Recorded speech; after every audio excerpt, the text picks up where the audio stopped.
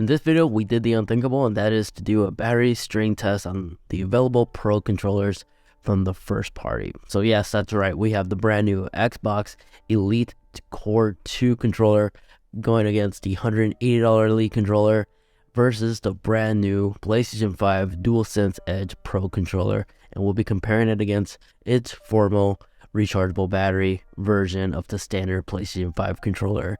Now, these controllers are amazing. I did a whole dedicated review right here, but the quick summary between the PlayStation 5 DualSense Edge Pro controller is basically new grip texture, removable paddles, dome, hard travel case, and overall unique design.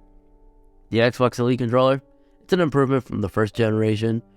Nice, grippy, heavy, feels premium, internal built-in battery. There's no difference aside from the color between the $130 and $180 version. Just internally it's all identical. Just with $180 you get a bunch of different goodies because you get the complete package, where with this one you have to buy the other accessories separately. But it still does have the intense increased tension on the joystick and the capability to change the LED lights. Other than that, both are extremely identical. Now, since the Xbox controller does not have a rechargeable battery like the standard one, it uses AA's, we're not going to be using this in today's video because third-party batteries, they're all rated differently. We're just focusing strongly on the recharge portion of this video. Now, the Xbox Elite battery is rated to be able to last up to 48 hours, both of them. Unfortunately, with the PlayStation 5 and the Pro PlayStation 5 controller, the PlayStation 5 controller doesn't have a battery life that could last that long, typically around 8 hours advertised. But the new Sense Edge, unfortunately, has been known and proven to have a smaller battery, which can last 4 hours or 6. Now, this is going to be a lot of gameplay, so I'm not going to do that. I'm just going to keep everything consistent by gearing up this mechanism, last minute thoughts, because I tried everything to make these controllers to prevent them from going into standby mode where it'll just automatically turn off if it notices on idle for too long. So I tried Tapper, that didn't work. So I came up with this elaborate plan because I've seen a lot of people using their fans to move their mouse for work purposes, you know. I decided maybe I should take this concept and actually utilize this for the joysticks on the controller. So I got the clever idea using 3M adhesive to make sure the controller doesn't move from the table, and mounting it on this very dusty fan that I found, and using fish wire, I wired them up to the joysticks, and this actually helped and prevent them from going into idle and then turning off. So this is the jerry rig that I came up with, and before we begin this test, I made sure each and every single controller was at 100% charge, as I literally went room to room just to see if they're still connected to the console, and they were, and they're all at 100%. So as soon as all 4 controllers were at 100%, that's when I began the test and just unplugged the controller, start the fan, and then had a external clock time-lapsing everything. Now the time-lapse was kind of iffy due to the fact that, well, one time the battery light died on the camera, the other time the gimbal that was supporting this died as well. But I resumed back right away without resetting the time or anything like that, and no controller was dead yet, so that's good. So the preparations that I take actions for this test is that both Xbox controllers, the brightness, even the PlayStation, is at 100%. And then the PlayStation controllers, I have both their microphones on mute. This way, if we do it, it's easier for us to actually see which controller dies. Now, the cool thing about the PlayStation 5 controller, it said if you have the mute button enabled, the PlayStation Pro's DualSense controller gives you more feedback. And I tested this, and yeah, this is true.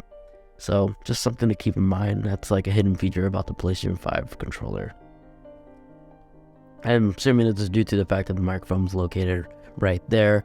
If it vibrates and stuff like that, the mic may pick it up. It just sounds awful. So, which is why when you put the device on mute, the feedback is more aggressive and amazing.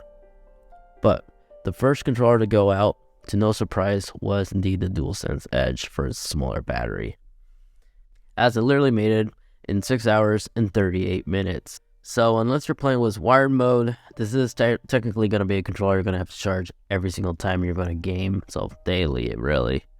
That's a massive con between this controller, because even the standard controller was able to make it much longer, as it literally made it up to 13 hours under a single charge.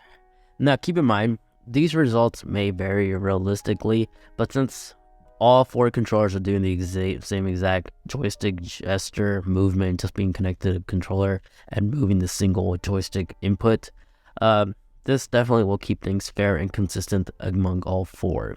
Realistically, if more buttons were being pressed, maybe an hour less battery life, but the Xbox controller was significantly impressive, and I'm not really too surprised though, due to the fact that I only charge these controllers like once a month, really, or a month and a half.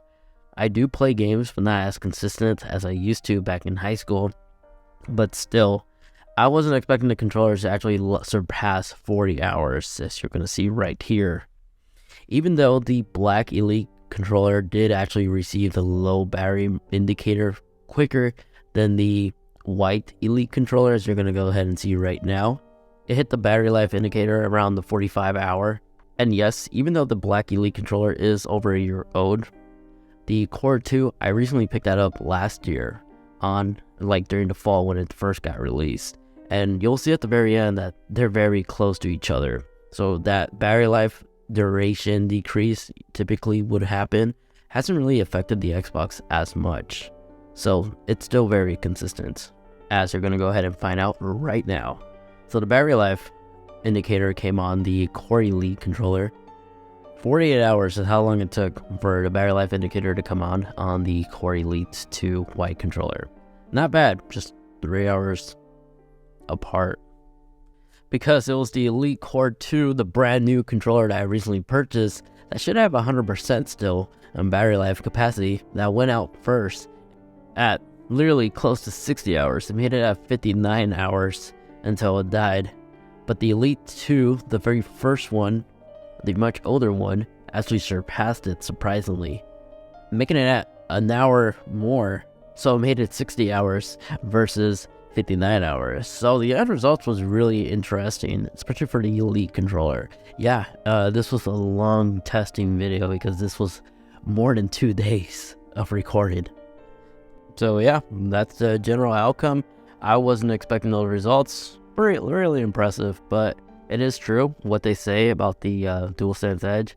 It definitely does have a significant smaller battery, especially when you compare it against the standard PlayStation 5 controller. Now I understand why it comes with that lock-in mechanism. But aside from that, I'm still blown away about the results of the Xbox Elite controller. Literally, like 4 days of recording, literally. That's how long it's been to just complete this video. So hopefully the results was interesting, confirmed some of the things you wanted to know, or just being an informative video, you know. If it really was an informative video and you appreciate the data, you know what to do. I would really appreciate it if you guys really leave this video a like. And if you'd like to watch more, again, I do my video review right here of the Elite controller. And then that video over there has a versus video of all the pros first party controllers against one another. So you're better informed on which controller you should actually go ahead and purchase. Aside from that, thanks so much for watching. Take care, and I'll catch you all in the next one. See ya.